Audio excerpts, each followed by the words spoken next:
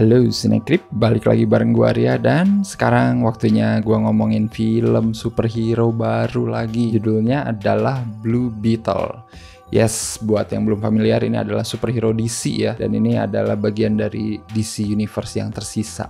Asik, tapi kata James Gunn, Blue Beetle itu jadi superhero di dunia DCU yang pertama. Anyway, gue ngasih tahu aja ya, Blue Beetle itu sebenarnya udah beres produksinya sebelum James Gunn masuk dan diangkat jadi head of DCU. Omongan dia soal superhero pertama DCU ini masuk akal, karena sebenarnya di filmnya sendiri, Blue Beetle ini emang kayak film standalone gitu, nggak terhubung sama semua karakter superhero DC sebelumnya ya. Dimension namanya ada sih, cuman ya emang nggak pernah diliatin gitu. Ngomongin Superman-nya siapa, ngomongin Flash-nya siapa, ngomongin Batman-nya siapa gitu. Cuman diomongin aja udah gitu. Jadi menurut gue emang jadi safe bet sih. Kalau misalkan Blue Beetle laris sukses, dia bisa masuk ke universe-nya James Gunn yang baru ya, DCU yang baru gitu. Kalau nggak sukses, ya sudah, bye-bye. Tapi gue pengen sukses sih, asli. Karena setelah gue nonton filmnya, Blue Beetle ini bener-bener superhero origin yang fresh, yang menurut gue punya hati dan wah, relate parah. Pertama-tama gue nggak pernah tahu ya Blue Beetle itu superhero DC yang mana gitu ya. Gue tau Blue Beetle itu dari game Injustice, itu pun ya udah gitu ya, karena keren aja gitu bajunya, kayak Spider-Man yang kemarin tuh, yang pas di Infinity War gitu kan, ada begini-beginiannya ya, namanya juga serangga ya, kurang lebih sama gitu. Cuman setelah nonton film originnya ini, gue ngerasa ada vibe film Iron Man di MCU gitu ya. Terus gue ngerasa karakternya kayak Spider-Man-nya Tom Holland gitu kan, jadi kayak wah, kayak familiar gitu ya, tapi ini diberi sentuhan yang berbeda gitu sama si sutradaranya ya, Angel Manuel Soto ya nama sutradaranya kalau nggak salah. Itu pun gue baru denger nama sutradaranya, jadi bener-bener blank banget gue sama orang-orang di belakang layarnya. Tapi cast-nya gue tahu, Solo Mariduena itu adalah orang yang sangat gue sukai dari Cobra Kai. Gue ngikutin banget Cobra Kai dan gue bener-bener terhibur asli sama series itu, dan penampilan si Solo Mariduena ini oke juga gitu di situ. Karena emang dia itu dari Cobra Kai pun emang karakter yang lovable gitu, dan gue bisa ngerasain gitu aura lovable-nya itu tetap ada di film Blue Beetle ini. Dan yang lebih tokcernya lagi adalah film ini tuh bener-bener relate, di luar dari tetek bengek soal superhero, soal peralatan canggih, kostum yang keren gitu, adegan action yang ya udahlah, superhero mah mau kayak gimana lagi tuh ya, film-film superhero pasti akan selalu kayak gitu ya. Tapi film ini menurut gue punya satu kelebihan yang udah jarang dimiliki film-film superhero yang beredar belakangan ini ya, yaitu ngomongin keluarganya itu bisa gue rasain pas nonton asli. Jadi si sutradaranya itu di sini tahu gitu kalau dia ngangkat kultur Latin, dan dia juga bener-bener ngeliatin gimana caranya keluarga Latino ini menyelesaikan masalah gitu dengan cara saling membantu satu sama lain gitu. Itu yang gue salut sih. Yang jagoannya mah si Jaime Reyes doang sendiri yang punya kekuatan Blue Beetle itu ya, punya kekuatan Scarab itu ya, yang armornya kayak Iron Man campur Venom campur Spider-Man kalau gue lihat gitu ya. Tapi keluarganya ini semua support dia dan melakukan semuanya bersama-sama, dan itu tuh benar-benar menyentuh sih menurut gue asli. Maksudnya koneksi antara si Jaime dan keluarganya ini, sama bapaknya, sama ibunya, sama adiknya, sama neneknya, sama pamannya, itu udah digambarin dari awal film gitu, dan kita tuh bener-bener kayak masuk ke bagian keluarga mereka. Dan itu yang bikin menurut gue film ini spesial gitu, karena ketika ada momen dramatis, pasti ada ya, kalian pasti udah tau lah formula film superhero yang melibatkan orang-orang terkasih ini kayak gimana gitu. Dan ketika momen dramatis itu datang, itu bener-bener nonjok banget ke hati gue asli. Kalau untuk sisi superhero-nya gitu ya, sisi fun-nya, film ini fun, film ini menyenangkan menurut gue. Balik lagi, DC belakangan ini emang bikin film yang menyenangkan semua ya. Dan lucunya film-film yang menyenangkannya itu awalnya emang gak mau dirilis di bioskop. Coba lu bayangin, The Flash yang kemarin banyak orang benci gitu ya, gue sendiri sih menikmati The Flash asli, menyenangkan. Bodo amat lah CG-nya busuk atau gimana pun gitu, orang-orang gak suka sama The Flash, gue tetap menikmati nonton itu sih dari awal sampai akhir film. Nonton Blue Beetle juga sama, gue menikmati banget dari awal sampai akhir gitu.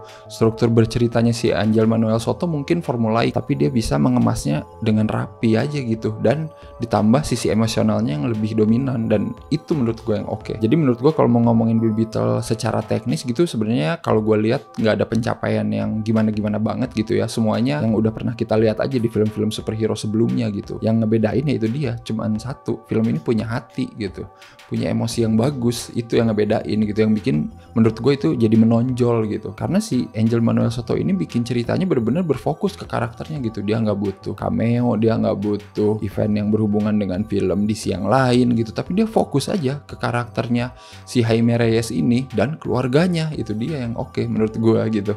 Ketika dia udah bisa bikin karakternya menarik dan orang-orang di sekeliling karakter tersebut menarik, ya filmnya juga jadi ikutan menarik gitu. Momen-momen komediknya juga menurut gue menolong gitu ya. Pamannya si Jaime Reyes, Rudy, itu juga lucu. Neneknya oke banget gitu ya. Terus dia ternyata punya masa lalu yang tidak keluarganya tahu semua, itu oke banget sih. Itu momen-momen komedik yang menurut gue menuju klimaks, menuju babak 3 film, makin melengkapi film ini jadi seru aja gitu, asli. Nonton ini tuh gue terhibur sama keluarganya si Jaime Reyes. Belum lagi film ini juga ngomongin isu yang lebih dalam lagi ya, dari cuman soal keluarga Latin yang hidup di Amerika. Dia juga ngomongin soal disparitas gitu antara orang imigran dan juga orang Amerika gitu kan, yang emang udah sering disinggung di banyak film ya, dan di sini diliatin lagi lebih halus aja gitu dan lebih santai sama si Angel Manuel Soto, kayak cuman sekedar ngingetin gitu. Nih, inilah yang dialami oleh orang-orang Latin yang hidup di Amerika, yang cari pekerjaan di Amerika gitu, tapi orang Amerika pengennya bikin tembok terus gitu kan, kayak gitulah intinya ya. Bahkan gua aja sampai simpati loh ke karakter villainnya di akhir, karena itu bener-bener gue tungguin tuh momen revelation si villainnya ini ya, si Carapax ini. Kalau lu perhatiin gitu, si saudaranya itu nunjukin Carapax itu pertama kali, shot pertamanya itu lewat Leontin yang ada foto dia masih kecil sama foto ibunya. Dan di akhir itu yang jadi turning point gitu buat karakter si villain itu gitu. Dia megang Leontin itu ada maknanya dan diliatin gitu di situ. Villain di sini juga dikasih emosi yang menurut gue nyaris sama gitu sama si karakter Jaime Reyes ini gitu. Ketika ngomongin keluarga dan yang sudah tidak punya keluarga, itu gimana rasanya? Wah, itu tuh bener-bener ini sih, bener-bener dalam banget sih. Jarang gue temukan gitu di film-film superhero belakangan ini yang emang lebih mengutamakan spektakel gitu kan, ngomongin soal konektivitas dengan karakter lain, dengan universe lain dan lain-lain gitu. Blue Beetle kembali ke rootnya superhero gitu, berangkat dari si karakternya superhero itu sendiri. Anjay, the best bro. Pokoknya gue nunggu banget lah film ini sequelnya, dan gue harap Blue Beetle ini bener-bener bisa sukses biar dia bisa punya tempat di universe DC yang barunya James Gunn gitu. Gue harap itu sih, apalagi nanti mid closing creditnya kan ngeliatin hint yang menarik gitu ya, karena ternyata Blue Beetle yang pertama, Ted Kord alias bapaknya Jennifer Kord, masih hidup. Gue juga jadi penasaran gitu, pengen tahu juga jadinya sejarah Blue Beetle ini gimana sih, karena kan gue nggak tahu banget. DC mah taunya itu aja lah yang udah gede gitu ya, namanya Blue Beetle ini siapa gitu. Gue jadi makin penasaran sih asli. Jadi kalau mau gue kasih skor 8/10, salah satu film superhero terbaik gue juga di tahun ini ya, setelah apa ya, Guardian of Galaxy mungkin, atau Spider-Verse ya. Pokoknya ini masuk top 5 lah pasti film superhero tahun ini menurut gue ya. Gue nggak tahu nih nanti Aquaman 2 performanya kayak gimana, kita lihat aja ntar ya. Oke, kalau kalian udah nonton Blue Beetle silahkan komen aja langsung di bawah menurut kalian gimana filmnya. Apakah kalian suka sama superhero baru dari DC ini, atau kalian merasa ya ini biasa aja? Nggak apa-apa, silakan komen aja langsung ya di bawah. Gue pengen tahu pendapat kalian juga, apakah ada yang sama gitu kayak gue yang hampir menangis ketika si neneknya bilang ini waktunya untuk menangis. Anjir, itu di situ bener-bener gue kayak wow, man, gila man, bener neneknya Jaime Reyes the best, MVP pokoknya. Lu the best, gue harus nonton lu lagi di film kedua, please. Oke, seperti biasa kalau udah nonton jangan lupa like, share, subscribe Cinecrip. Kalian juga bisa follow Cinecrip di medsos. Kalian bisa dukung Cinecrip juga di Saweria lewat super thanks juga bisa sih. Silakan ya, apapun itu, kita sangat-sangat berterima kasih. Baiklah kalau kayak gitu, sampai ketemu lagi di episode selanjutnya. Bye bye.